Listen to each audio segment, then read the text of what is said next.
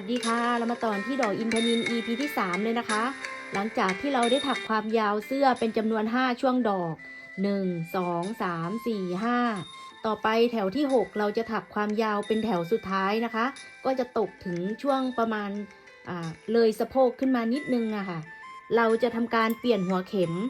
ปกติเราใช้เข็มเบอร์นี้นะคะไม่มีเบอร์เราก็กะเอาประมาณ 1.25 นะคะในแถวสุดท้ายเราจะปรับเข็มขึ้นมาหัวใหญ่กว่าเดิมเล็กน้อยค่ะหรือกะประมาณ 1.5 นะคะประมาณนี้เราจะใช้เข็มนี้ถักนะคะเพื่อให้ดอกมันใหญ่กว่าดอกปกตินิดนึงค่ะจะได้รับกับช่วงสะโพกนะคะ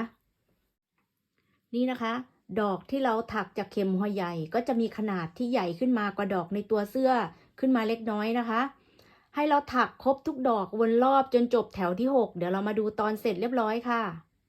นี่นะคะเราก็ได้ถักแถวที่6เสร็จเป็นที่เรียบร้อยแล้วนะคะจะสังเกตได้ว่าปลายของชายเสื้อของเรา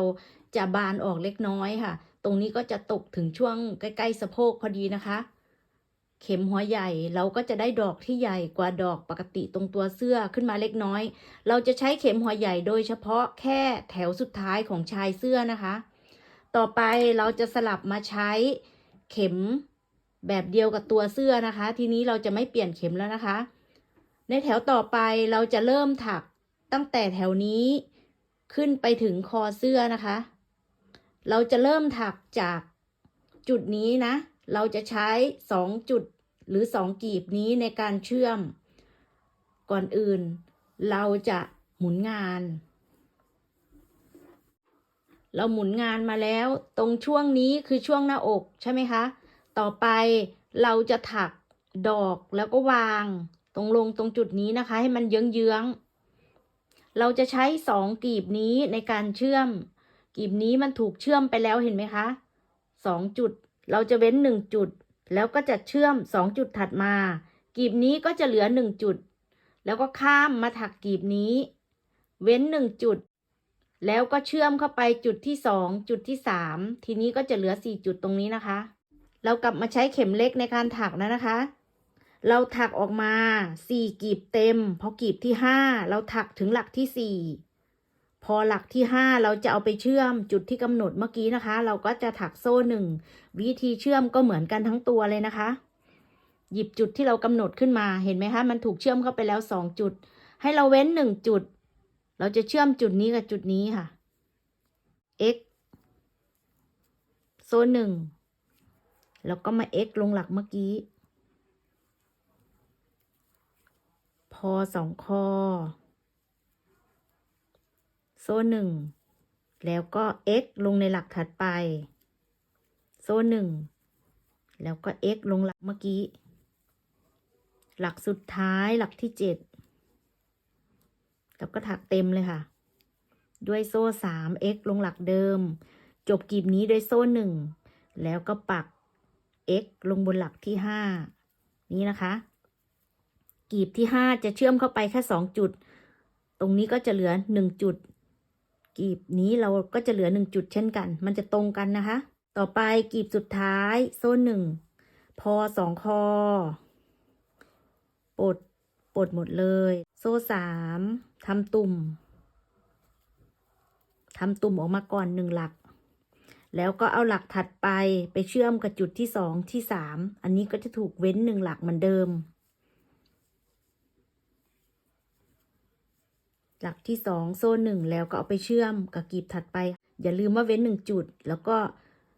เอาไปเชื่อมกับจุดที่2 x พอ2คอหลักที่3โซ่1เอาไปเชื่อมกับหลักที่3โซ่1 x แล้วก็ที่เหลือ4หลักก็ถักเป็นจุดออกมาแบบนี้ค่ะพร้อมตุ่มเลยหลักที่4โซ่3ทำตุ่มหลักที่5ทำตุ่มหลักที่6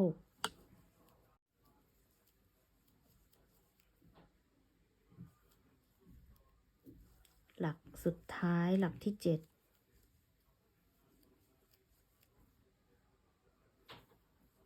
จบกลีบด้วยโซ่1ปักลงตรงจุดเริ่มต้นดึงผ่านโซ่1ตัดไหมเก็บหางไหมให้เรียบร้อยนะคะเดี๋ยวเรามาดูงานกันนี่นะคะถักเสร็จออกมามันก็จะเป็นลักษณะนี้จะถูกเชื่อมเข้าไป2กลีบแล้วมันก็จะเยื้องออกไปแบบนี้นะคะแถวนี้คือแถวอกนะคะเราจะถักยาวไปเลยทีนี้ตั้งแต่ดอกที่2เนี่ยเราจะถักต่อ4กลีบ1 2 3 4เราก็ได้ถักออกมา2กลีบเต็มพอกลีบที่3เราถักออกมา4จุดจุดที่5เราจะเอาไปเชื่อมกับกลีบนี้นะคะวิธีถักก็เหมือนกับที่เคยสอนมานะคะหมุนงานเหมือนเดิมจุดที่5เราจะเอาไปเชื่อมเราถักโซ่1นะคะแล้วเราก็หยิบจุดนี้ขึ้นมานับ1 2 3 4 5จุดตรงจุดค่ะเราก็ปัก x เข้าไปตรงจุดที่5เราจะเชื่อมจุดที่5กับจุดที่6เข้าด้วยกันนะคะ x พอ2ข้อหลักที่6โซ่1 x โซ่1แล้วก็ x ลงหลักเดิมหลักที่7โซ่3ทำตุ่มจบกลีบนี้โซ่1ปักลงบนหลักที่5ปัก x ลงไปค่ะนี่นะคะกลีบนี้ก็จะเชื่อมจุดที่5จุดที่6เห็นไหมคะต่อไปกลีบที่4ถักออกมา1ตุ่มโซ่3ทีนี้เราจะเอาหลักที่2ที่3ไปเชื่อมกับกลีบถัดไปนะคะหลักที่2โซ่1แล้วก็อย่าลืมว่าเว้น1หลักปักลงหลักที่2 x โซ่1 x ลงที่เดิมหลักที่3โซ่1แล้วก็ไปเชื่อมหลักถัดไป x โซ่1 x ลงที่เดิมหลักที่4ก็ถักตุ่มออกมาด้วยโซ่3นี่นะคะหลักที่4มันก็จะเหลือเศษตรงกลางกลีบนี้ก็เหมือนกันทีนี้เราจะเอากลีบที่5ที่6ไปเชื่อมกับกลีบถัดไปค่ะ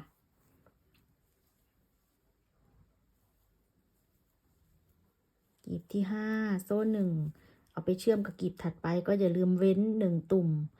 ปัก x ลงในตุ่มถัดไปตุ่มที่4เนี่ยหรือหลักที่4เนี่ยมันจะเหลือเศษนะคะอย่าลืมหลักที่6โซ่1ไปเชื่อมกับหลักถัดไปโซ่1 x ลงที่เดิมหลักที่7ก็ถักออกมาพร้อมตุ่ม1 2 3ทำตุ่มเห็นไหมคะทุกกลีบเลยสังเกตงานนะคะมันจะเหลือเศษหลักแรกหลักที่4แล้วก็หลักที่7หลักแรกหลักที่4แล้วก็หลักที่7เห็นไหมคะมันจะเหลือเศษจบกลีบนี้ด้วยโซ่1ปักลงหลักที่5เหมือนเดิมปัก x กลีบถัดไปขึ้นโซ่1แล้วก็ถักตุ่มแรกหรือหลักแรกออกมาก่อนโซ่3ทำตุ่มหลักต่อไปก็ไปเชื่อมโซ่1แล้วก็เดินตามลายเลยค่ะปักลงหลักที่2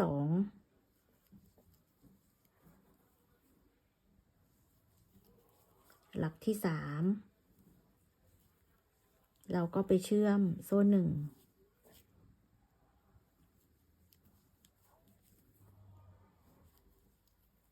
หลักที่4ถักออกมาพร้อมตุ่ม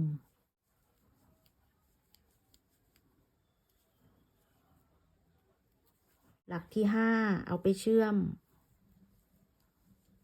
โซ่หนึ่งปักลงกลีบถัดไปอย่าลืมว่าเว้น1 ตุ่มนี่งานเราก็จะเดินตามลายนะคะถ้าใครงงก็อย่าลืมดูผังลายประกอบนะคะหลักที่6โซ่หนึ่งเอาไปเชื่อมโซ่หนึ่ง x หลักที่7เราก็จะถักพร้อมตุ่มแบบนี้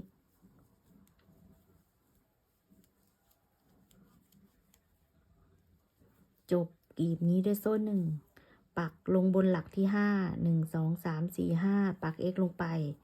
กลีบสุดท้ายโซ่หนึ่งถักออกมา1 หลักพร้อมตุ่มพอ2 คอโซ่3ทำตุ่มแล้วก็เอาหลักที่2ไปเชื่อมเว้น1 หลักปักลงหลักถัดไป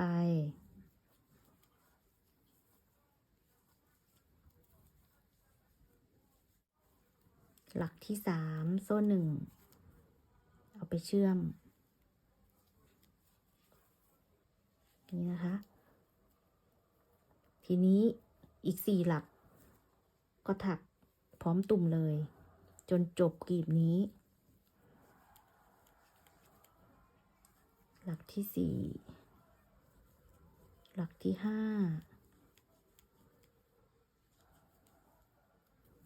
หลักที่6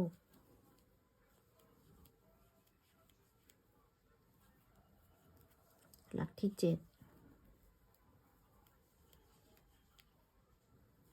จบด้วยโซ่หนึ่งปักลงบนจุดเริ่มงานดึงผ่านล็อก1 ครั้งตัดเก็บหางไหมให้เรียบร้อยเดี๋ยวเรามาดูงานค่ะนี่นะคะแถวนี้เราก็ได้ถัก2 ดอกเป็นที่เรียบร้อยแล้วดอกถัดไปจนสุดแถวเลยนะคะเราก็ใช้วิธีถักเดียวกันเหมือนกับดอกที่2ก็คือถักออกมา2 กลีบเต็มก๊อปปี้ดอกนี้ได้เลยนะคะเอากลีบที่3ไปเชื่อมจุดที่5ที่6กลีบที่4เอาไปเชื่อมจุดที่1ที่2แล้วก็จุดที่5ที่6พอกลีบที่5เอามาเชื่อมจุดที่5ที่6ตรงนี้แล้วก็จุดที่1ที่2ตรงนี้พอกลีบที่6ก็เหมือนกับกลีบนี้เลยค่ะจุดที่1ที่2ตรงนี้แล้วก็เหลืออีก4 ตุ่มก็ถักให้จบแถวถักไปให้สุดแถวเดี๋ยวเรามาเจอกันตรงดอกสุดท้ายเดี๋ยวเราจะสาธิตให้ดูอีก1 ครั้งวิธีถักมันจะเยื้องออกนะคะเดี๋ยวงงเดี๋ยวเรามาเจอกันตรงดอกสุดท้ายค่ะเราได้ถักยาวมาจนถึงดอกสุดท้ายในดอกสุดท้ายก็จะเยื้องออกเหมือนดอกแรกที่เราถักนะคะคือถักออกมา3 กลีบเต็มเอากลีบที่4ไปเชื่อมกลีบที่5แล้วก็กลีบที่6ไปเชื่อมจุดนี้นะคะคือเว้น1แล้วก็ปักเข้าไป2 จุดนี้เหมือนตรงจุดที่เราเริ่มงานฝั่งนี้เลยค่ะเราถักออกมา3 กลีบเต็มพอกลีบที่4ถักออกมา4 จุดหรือ4 หลักแล้วเอาหลักที่5นะคะถักโซ่1แล้วก็หมุนงานค่ะเราจะเอาหลักที่5ไปเชื่อมก็ถักโซ่1ค่ะ1 2 3 4 5หยิบจุดที่5มาปัก x ลงไปแล้วก็เชื่อมปกติด้วย x โซ่1 x ลงหลักเดิมแล้วก็ทำหลักที่6โซ่1แล้วก็ปักลงตุ่มถัดไปค่ะ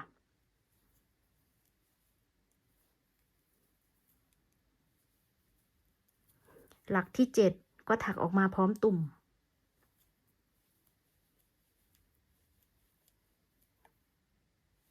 จบกลีบด้วยโซ่1 x ลงบนหลักที่5กลีบที่5ถักออกมาพร้อมตุ่มด้วยโซ่3 x ลงไปทีนี้เอาจุดที่2ที่3ไปเชื่อมกับกลีบถัดไปนะคะโซ่1เว้น1 ตุ่มแล้วก็ตุ่มที่2ที่3ไปเชื่อมตรงนี้ก็จะเหลือ1 จุดนะคะ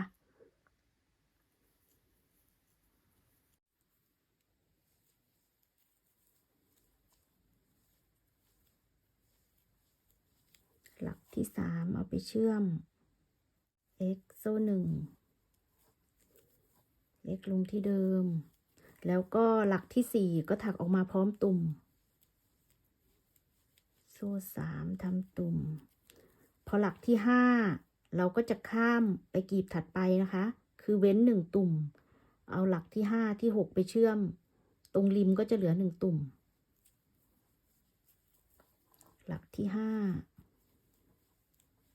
โซ่1ข้ามมากลีบถัดไปเว้น1ปักลงหลักถัดไปปัก x โซ่1 x ลงที่เดิมหลักที่ 6โซ่1 x ลงหลักถัดไป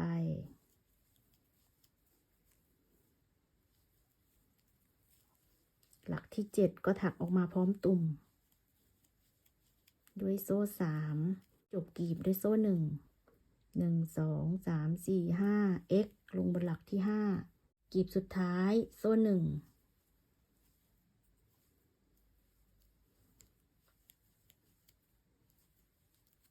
ถักออกมา1หลักพร้อมตุ่มแล้วก็เอาจุดที่2ที่3ไปเชื่อมโซ่1เว้น1หลักนะคะแล้วก็ปักลงหลักถัดไป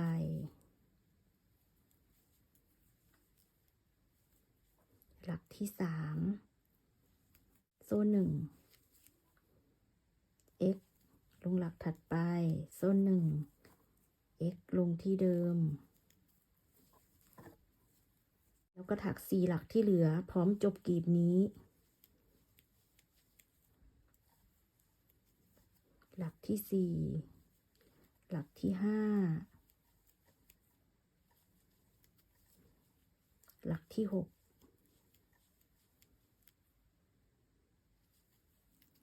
หลักที่7